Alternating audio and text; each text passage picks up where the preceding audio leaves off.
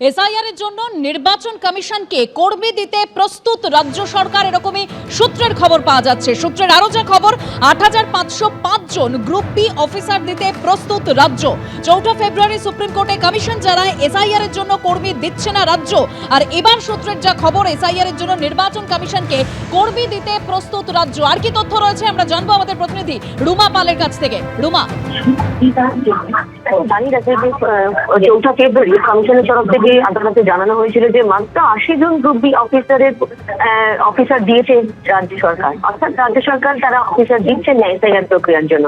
এখন জানা যাচ্ছে যে রাজ্য বা তার সংস্থাগুলোর ৮৫০৫ জন গ্রুপ বি অফিসার তারা এসআইআর প্রক্রিয়ার জন্য দিতে প্রস্তুত। এবং যেহেতু যখন সুপ্রিম কোর্টে কালকেও মামলা রয়েছে এবং সেক্ষেত্রে এই এসআইআর বিষয়টা যখন একেবারে সুপ্রিম কোর্টে গড়িয়েছে এবং সেক্ষেত্রে মমতা বন্দ্যোপাধ্যায় নিজেই যখন এই এসআইআর প্রক্রিয়া নিয়ে একদম মামলা করেছেন আদালতে, সেক্ষেত্রে দেখা যাচ্ছে যে এই প্রক্রিয়ায় রাজ্য সরকার কিন্তু এখন ৮৫০৫ গ্রুপ বি অফিসার দিতে প্রস্তুত এবং এসআইআর প্রক্রিয়ার ক্ষেত্রে একেবারে কিন্তু শুনানির শেষ লগ্নে এই বিষয়টা সামনে আসছে। অন্যদিকে জানি নাকি কিছুক্ষণ আগে যেটা বলছিলাম যে এসআইআর আরো ৭ দিন বাড়ছে এমনটাই জানা যাচ্ছে। এবং সেক্ষেত্রে দেখা যাচ্ছে যেমন নির্বাচন কমিশন তাদের পার্মানেন্ট সার্টিফিকেটের ক্ষেত্রে তাদের অবস্থান আরো স্পষ্ট করছে, অন্যদিকে দেখা যাচ্ছে রাজ্য সরকারও কিন্তু ৮৫০৫ জন গ্রুপ বি অফিসার দিতে প্রস্তুত।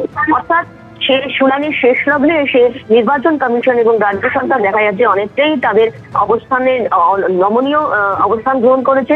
এবং সেক্ষেত্রে রাজ্য সরকার যে কর্মী দিচ্ছে না, বারবার যে নির্বাচন কমিশনের তরফ থেকে বলা হয়েছিল, সেটা কিন্তু অনেকটাই সুরাহা হবে এমনটাই মনে করা হচ্ছে। যেমন ৮৫০৫ জন গ্রুপ বি অফিসার, দেখো জানি রাখি যে শুনানি যেমন ৭ তারিখ থেকে বাড়িয়ে ১৪ ফেব্রুয়ারি করতে বলা হয়েছে সিও দপ্তর থেকে। এবং অবশ্যই সিও দপ্তর সূত্রে খবর যে ইসিআই এটা অবশ্যই কালকেই এটা নোটিফিকেশন হয়ে যাবে।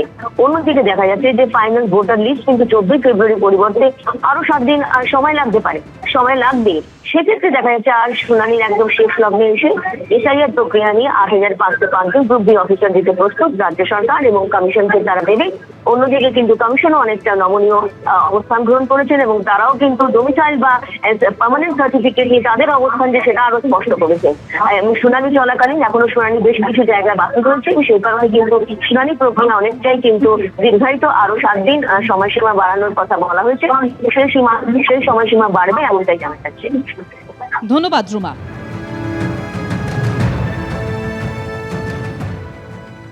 আর এই প্রসঙ্গে বিজেপি নেতা সজল ঘোষ তিনি বলছেন যে শেষ বেলায় রাজ্য পিঠ বাঁচানোর জন্য এই ভূমিকা নিচ্ছে। কি বলেছেন তিনি শোনাবো। এসআইআর এর শুনানি যখন প্রায় শেষ, দু একটা জেলায় দু একটা পকেট ছাড়া বাকি সব জায়গায় শেষ হয়ে গিয়েছে, তখন তারা সতীলক্ষ্মীর মতো বলছে ৮০০০ কর্মী আমরা সরকারের পক্ষ থেকে দেবো এসআইআর এর সহযোগিতার জন্য। এটা যদি প্রথমে দিতেন তাহলে এই ঘটনা, আজকে এই সমস্যা, মানুষকে লাইনে দাঁড় করানো, হিয়ারিং এর যাবতীয় প্রবলেম, এগুলো কোনোটাই আসছে না। আপনি বাঘের পিঠে উঠেছেন, তো বাঘের পিঠ থেকে নামলেও উনি বাঘের পেটে যাবেন, আর বাঘের পিঠে বেশিক্ষণ চড়ে থাকাও যায় না। ফলে একটা দ্বিধার মধ্যে পড়ে আছেন।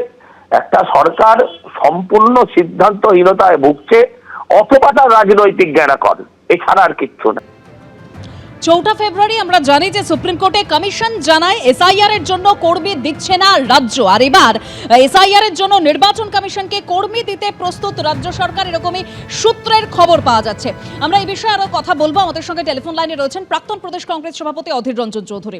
অধীর দা, গত ৪ ফেব্রুয়ারি সুপ্রিম কোর্টে একেবারে সওয়াল করেছিল কমিশন যে এসআইআর এর জন্য রাজ্য কর্মী দিচ্ছে না। আর এবার যেটা সূত্রের খবর যে ৮৫০৫ জন গ্রুপ বি অফিসার দিতে প্রস্তুত রাজ্য। কিছুই না, পশ্চিমবঙ্গের মুখ্যমন্ত্রীর এগুলো তখন সমস্ত হচ্ছে নির্বাচনী চালাকি। অর্থাৎ সমস্যা তৈরি করো, সমস্যাকে আরো জটিল করো, জটিল করার পর সেই সমস্যা সমাধানে বাংলার মুখ্যমন্ত্রীর বড় ভূমিকা প্রমাণ করো এবং মানুষের কাছে একমাত্র বাংলার মুখ্যমন্ত্রী সেই দাতা, সেই দাত্রী, অর্থাৎ সেই বাঁচাতে পারে, সেই মাসিয়া, তা প্রমাণ করো। এই হচ্ছে স্ট্র্যাটেজি। যদি এত কর্মচারী দেওয়ার তার সামর্থ্য থাকতো তাহলে যখন সেটা চা হয়েছিল সেটা দিল না কেন? অর্থাৎ গাধা আছে না, গাধা জলটা খাই আগে ভালো করে, গাধা দিয়ে গুলিয়ে তারপর জলটা খাই গাধা। যেখানে জলটা গাধাকে যদি স্বচ্ছ জল দেন গাধা কিন্তু খাবে না। মাটি যদি থাকে মাটিটাকে দিয়ে ভালো করে জলটা গুলাবে, গুলিয়ে নোংরা করে তারপর সে গাধা খায় জল। তো বাংলার অবস্থা দেখে আমার সেই গাধার কথা মনে পড়ছে। আবার বলি, এই যে 8,000 জন ই গ্রুপের কর্মচারী পশ্চিমবঙ্গ সরকারের, এরা সবাই কিন্তু তৃণমূলের নির্দেশে আদেশে তৃণমূলের ইচ্ছা অনুযায়ী কাজ করবে, কিন্তু এটা আমার পূর্ব সতর্ক করে দিলাম।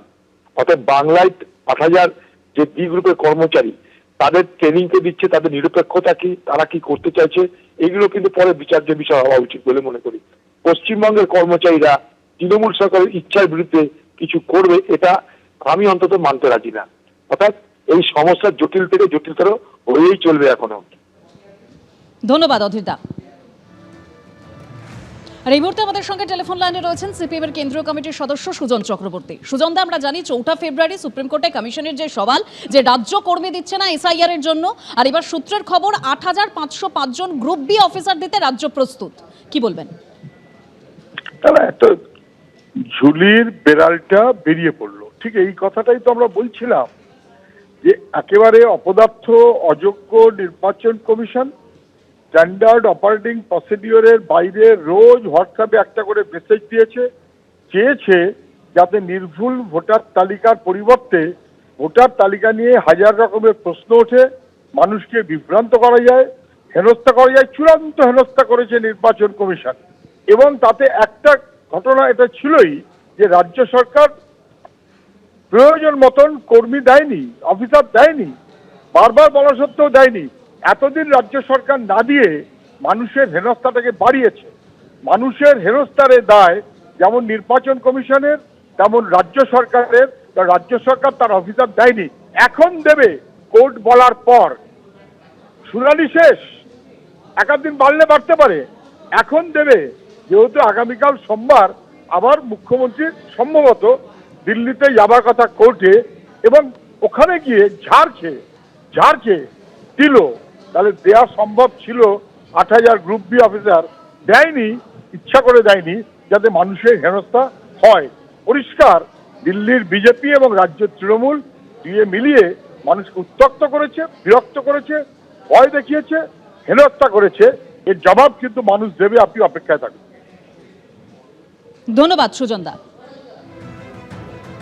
অর্থাৎ বিরোধীরা কটাক্ষ করে বলছেন যে কোর্ট বলার পর কেন রাজ্য কর্মী দিচ্ছে, আর সেখানে তৃণমূলের প্রতিক্রিয়া অর্থাৎ অরূপ চক্রবর্তী তিনি বলছেন যে রাজ্যের সদর্থক পদক্ষেপ, কোর্ট বলেছে তাই কর্মী দিচ্ছে, অর্থাৎ কমিশন বলেছে তাই কর্মী দিচ্ছে। কমিশনের এই অসভ্যতামির জন্য গোটা বাংলার মানুষ পরিত্রাহী অবস্থার মধ্যে পড়েছিল। প্রতিদিন 1.5 লক্ষের মানুষের হিয়ারিং করার ক্ষমতা নেই, এরা শেষ 3 দিনে 66 লক্ষ মানুষের হিয়ারিং করতে ভেবেছিল। স্বাভাবিকভাবেই যারা একদিনে 1.5 লক্ষ হিয়ারিং করতে পারে না, তারা এক দিনে কি করে 22 লাখ 20 লাখ করে হিয়ারিং করবে? তাদের কাছে অতিরিক্ত কর্মী চেয়েছিল রাজ্য সরকার, অতিরিক্ত কর্মীর সংস্থান। স্বাভাবিকভাবেই রাজ্য এখন মাথায় রাখতে হবে মাধ্যমিক পরীক্ষা চলছে, উচ্চ মাধ্যমিক পরীক্ষা চলছে, আপনি স্কুল থেকে একলব্ধে সব টিচার তুলে নিতে পারবেন না। আসলে বিজেপি নির্বাচনে জেতার জন্য তাতে রাজ্যের শিক্ষা ব্যবস্থা গোল্লায় যাক, স্কুল এডুকেশন চুলোই যাক, সমস্ত রাজ্য সরকারি দপ্তর চুলোই যাক, ওদের নির্বাচন জিততে হবে। বিজেপি চায় না, বিজেপি বারবার করে তাই 356 জারি করার কথা বলে। বিজেপি তাই এবিপি আনন্দ এগিয়ে থাকে, এগিয়ে রাখে।